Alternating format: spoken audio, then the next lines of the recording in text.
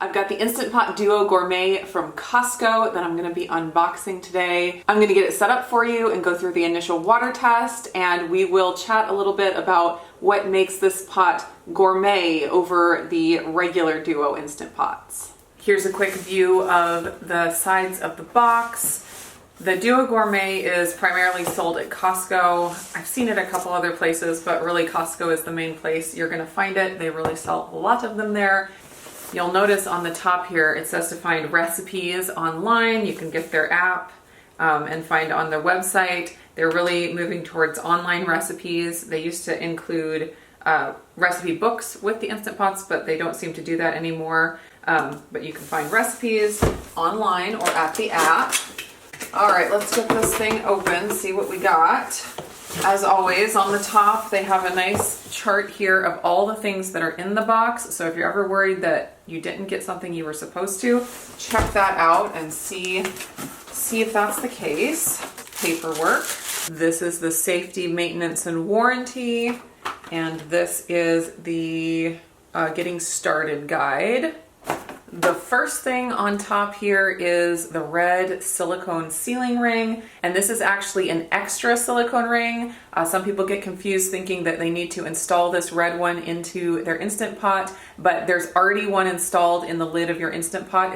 It's clear, it's not red, and so this is an extra one that you can save for when the one in the lid wears out. Or some people like to put in a different sealing ring for sweet versus savory foods. So they have one dedicated to sweet foods, one dedicated to savory, and that's just in an effort to not let, like, if you cook a curry one night, you don't want the taste of the curry to transfer to, like, if you cook a cheesecake the next day, that probably wouldn't be very good. So some people switch them out. I haven't had that be a problem for me. I always store the lid of my Instant Pot upside down on top of my Instant Pot, and that lets the sealing ring air out, and so that doesn't seem to be an issue for me, but you can always switch it out if you want to.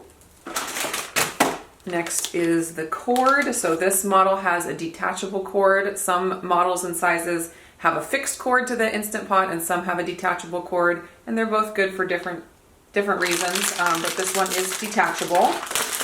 Okay, now the main event.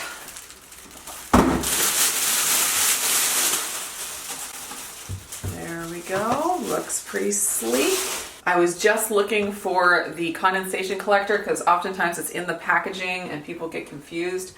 But look at this. They added it to the Instant Pot so you don't have to install it yourself now. They even put a piece of tape on here so it doesn't get lost. That's wonderful. Instant Pot was really trying to keep people from getting confused. You're going to want to check your condensation collector every once in a while to clean it out. It doesn't end up collecting a lot of condensation, but it does every once in a while. So you want to check it, make sure it doesn't get gross, and it slides off really easily and slides back on just like that. While I'm back here, I'll go ahead and plug the plug into the back of the Instant Pot like that. Now moving on to the lid, you just turn and lift. Here's the top of the lid. This pressure weight just pops right off like that, and the little paper fell off. Just a little warning. And this just pops right back on like that, and it's supposed to be loose. Don't be worried, that's the way it's supposed to be. After I get everything unpacked, I will go through all the different parts of the lid and how to disassemble it and how to put it back together for you. Now inside the Instant Pot we have some goodies. In here are some silicone mitts. Look at that, they say Instant Pot on them. These are just some hot pads, mitts, so that you can lift your pot out, whatever you need. Handy dandy Instant Pot silicone mitts. Also in here they have some utensils. Now with all of the models I've seen recently, they have stopped adding in the rice cup and the rice paddle and the ladle, but it looks like they've, that's maybe one of the things that makes this a gourmet. They add in the extra little goodies. Funny thing though, I have the rice cup, but then I also have 2 ladles, which is kind of strange. Why would they give me 2 ladles? Going back to my handy dandy chart here, it shows that it's supposed to have a soup spoon and it's supposed to have a rice paddle, but I got 2 soup spoons. So there's definitely a mistake going on with this Instant Pot. That's really strange. If I were worried about it, I would contact Instant Pot customer service and I'm sure they'd send me a rice paddle, but I have rice paddles from previous Instant Pots, so I'm not really concerned about it. But that is kind of funny that they gave me 2 soup spoons. More warning paperwork. And the next thing down here is the trivet. These come in really handy whenever you're steaming something where you want just water underneath and you have your food or a pot of food on top. This allows whatever you're cooking to sit above the water and steam very nicely. Now on to the inner pot. This is what the inner pot looks like. It has a couple of markings in here. It's got the pressure cooker max line, which is 2/3 full up here, and then the half line. And the pressure cooker max line is for when you're cooking like soup or broth or something like that. You don't want to fill it above 2/3 if you're cooking under pressure. The half line is what you want to use if you're cooking any grains or pasta, anything that's going to foam using pressure. You want to not fill it more than halfway full. I also got 2 of the exact same warning paperwork. I think something happened on the assembly line with this Instant Pot. Here's a quick view of what the inside of the pot looks like. And you never cook anything in the pot when it looks like this. You always cook in the liner. If you cook something directly in here, you're gonna ruin your Instant Pot real fast. You always are gonna install your liner like that before any cooking starts. All right, now we'll turn our attention to the lid. I'm gonna take off all the parts that can be taken off for cleaning, and then I will assemble it all back together so you can see exactly how it goes. The first thing I already showed you, it's the pressure weight, and it just pops off right like that.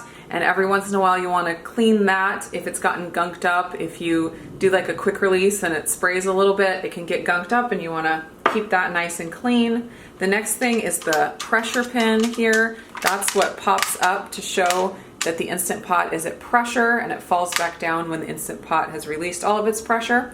And the way that you take that out is on the underside of the lid, there's a little silicone cap that you just pop off, and you need to hold the pin because it falls through like that. And it just falls through like that, and you can clean that as well if it gets gunked up at all. Don't lose your little silicone cap because it will not come to pressure without that. That is very important. Next thing you can take off for cleaning is the underside of where the pressure weight is this little silver cap.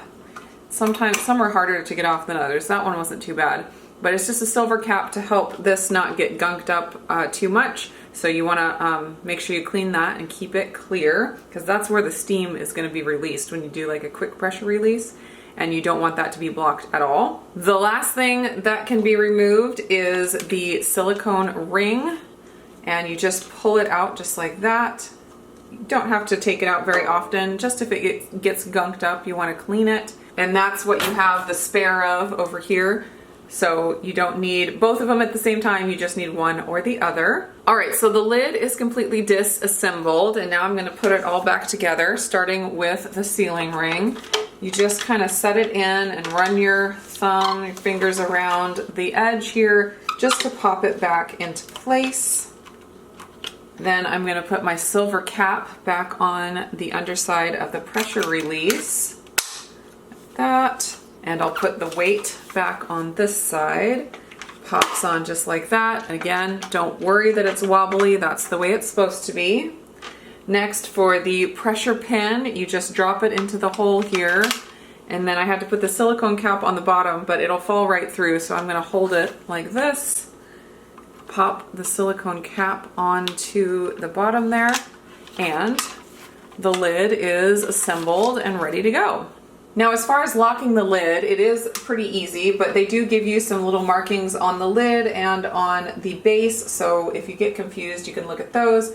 You start with the closed here at the arrow, and then you turn it till the arrows align. And then they have open this way, close this way.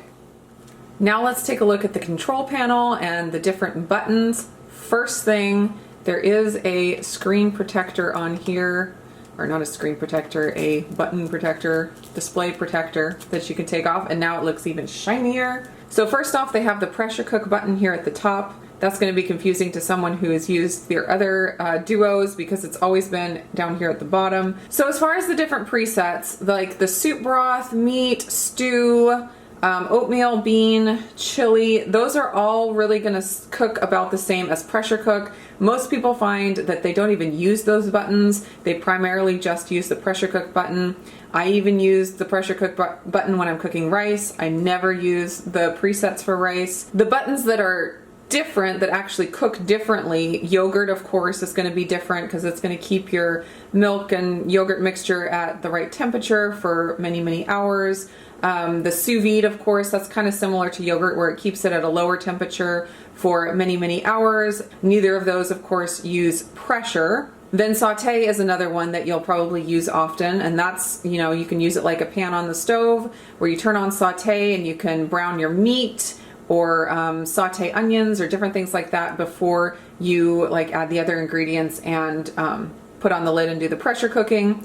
Slow cook, it doesn't use pressure. It's just, you know, similar to a slow cooker where it cooks at a lower temperature for a long period of time. I find I don't ever use slow cook, or very, very rarely, because anything that you could slow cook, you could pressure cook a lot faster and get the same, if not better, results. Sterilize is another one that's a little different. They have some different settings for sterilize, and all the details on that are going to be in the manual. Like the regular Duo, this pot has a low pressure and high pressure setting, and so you would adjust that by pressing the pressure level button. There's also a keep warm setting, and you can use that to keep food warm if it's going to be a while before you serve it. The Instant Pot also will go to keep warm mode after it finishes a cooking program, and so it'll keep your food warm until you turn it off. This model also has a delay start button, so if you are soaking oatmeal overnight and you want it to start in the morning, you can set it to delay a certain number of hours before it starts cooking. That can come in pretty handy depending on what you're making. This model has a pressure release button rather than a lever. Some of the older models, they have a little tab that you move back and forth to release the pressure. On this one, it seals automatically when you close the lid, so you don't have to worry about if a recipe says to put it in sealing position. You don't have to worry about that. Just closing the lid will put it in sealing position. And then when you're ready to quick release the pressure, you press the button until it clicks and it will release the pressure. If you ever start releasing the pressure and you want it to stop, like if it starts to spray or something like that, and you want it to stop releasing pressure, you just turn this and it pops back up and the release will stop. One more quick tip that new users are often very excited to find is that the lid rests in the handles, so you can open it up and not have to have the lid of the Instant Pot on your counter. It also could go on either side, which is very, very handy. Now I'm going to do the initial test run found on page 12 of the Getting Started guide. It's very simple. It's just adding 3 cups of water to the inner pot and basically pressure cooking it for 5 minutes to make sure that the Instant Pot comes up to pressure correctly and everything does what it's supposed to do. I'm also going to throw my trivet in here just to get it sanitized. Might as well. I'm going to lock my lid. Select pressure cook. I'm going to go down to 5 minutes and it'll start on its own in about 10 seconds. You can see that the pressure is set to high. You can adjust it by hitting pressure level. Oh, you can adjust it even after it starts. That's nice. You can adjust it to low pressure or high pressure like that. Toggle through. I want it on high.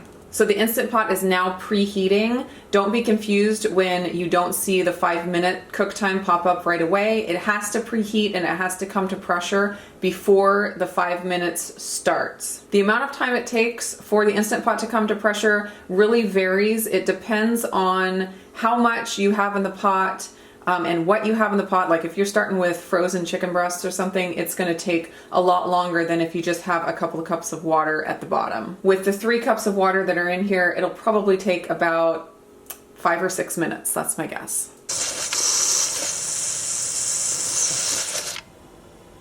Pressure pen just popped up and you can see there's still a little bit of steam escaping, but it shouldn't be making that hissing sound anymore, and like the steam is going to stop here in a minute. And then a few seconds after that pin pops up, the 5-minute timer will start counting down.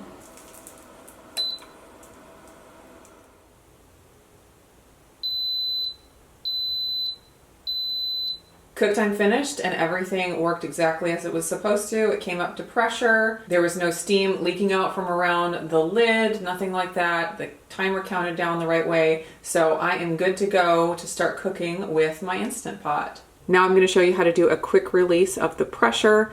This is not as intimidating as some people make it out to be. And even with this model, your fingers get to stay a little farther away from the steam than with the older models. So it's a piece of cake.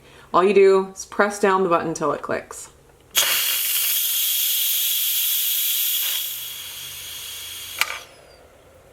Once the pin is down, the lid is unlocked and we can open it up. You can see that after the pressure cook time finished, it went to keep warm mode and the numbers start counting up. So you can see how long it has been sitting on keep warm mode since the cooking program finished. Everything worked just right. And everything is sanitized, so we're ready to start cooking. And I have my handy dandy little silicone mitts so I can lift my liner out